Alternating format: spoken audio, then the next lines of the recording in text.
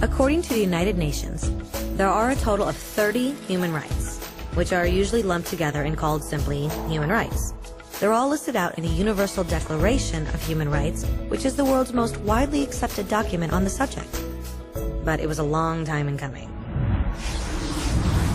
At first, there were no human rights. If you were in with the right crowd, you were safe. If you weren't, well, you weren't. But then a guy named Cyrus the Great decided to change all that. After conquering Babylon, he did something completely revolutionary. He announced that all slaves were free to go. He also said people had the freedom to choose their religion, no matter what crowd they were a part of. They documented his words on a clay tablet known as the Cyrus Cylinder. And just like that, human rights were born. The idea spread quickly to Greece, to India, and eventually to Rome. They noticed that people naturally followed certain laws, even if they weren't told to. They called this natural law, but it kept getting trampled on by those in power. Not until 1,000 years later in England did they finally get a king to agree that no one can overrule the rights of the people, not even a king. People's rights were finally recognized, and they were now safe from those in power. Kind of. It still took a bunch of British rebels declaring their independence before the king got the point that all men are created equal. Which isn't to say he liked the idea, but he couldn't stop them, and America was born. The French immediately followed with their own revolution for their own rights. Their list was even longer, and they insisted that these rights weren't just made up. They were natural. The Roman concept of natural law had become natural rights. Unfortunately, not everyone was so thrilled. In France, a general named Napoleon decided to overthrow the new French democracy and crown himself emperor of the world. He almost succeeded, but the countries of Europe joined forces and defeated him. Human rights was again a hot topic.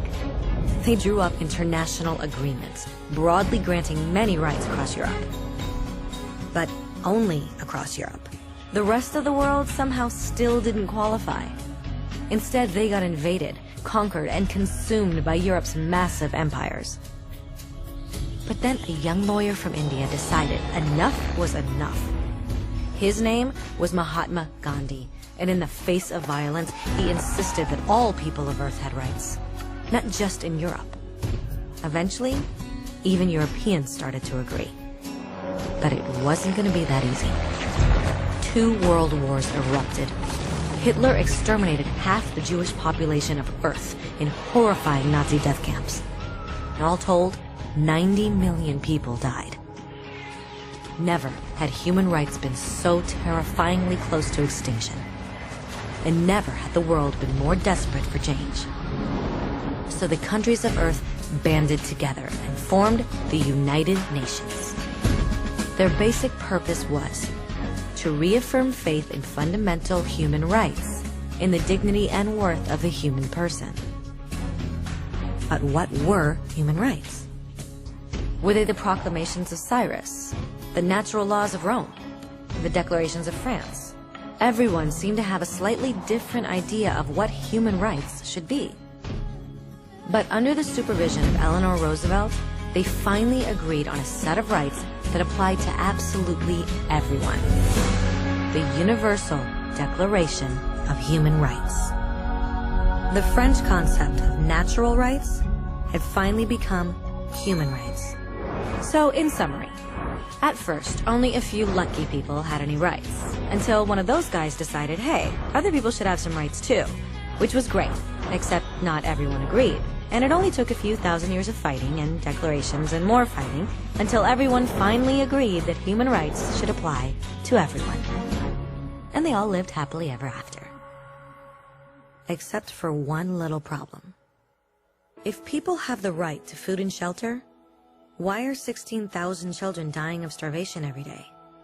1 every 5 seconds. If people have freedom of speech, why are thousands in prison for speaking their minds? If people have the right to education, why are over 1 billion adults unable to read? If slavery has truly been abolished, Why are 27 million people still enslaved today? More than twice as many as in 1800. The fact is, when it was signed, the Universal Declaration of Human Rights did not have the force of law. It was optional. And despite many more documents, conventions, treaties, and laws, it's still little more than words on a page. So the question is, who will make those words a reality? I have a dream today. When Dr. King marched for racial equality, he was marching for rights that had been guaranteed by the United Nations for almost 2 decades. But still, he marched. When Nelson Mandela stood up for social justice in the 1990s, his country had already agreed to abolish such discrimination for almost 40 years. But still, he fought. Those who fight today against torture, poverty, and discrimination are not giants or superheroes. They're people. Kids, mothers, fathers, teachers. Free-thinking individuals who refuse to be silent. Who realize that human rights are not a history lesson. They're not words on a page. They're not speeches or commercials or PR campaigns. They are the choices we make every day as human beings. They are the responsibility we all share to respect each other, to help each other, and to protect those in need. As Eleanor Roosevelt said, where, after all, do universal human rights begin? In small places close to home. So close and so small that they cannot be seen on any maps of the world.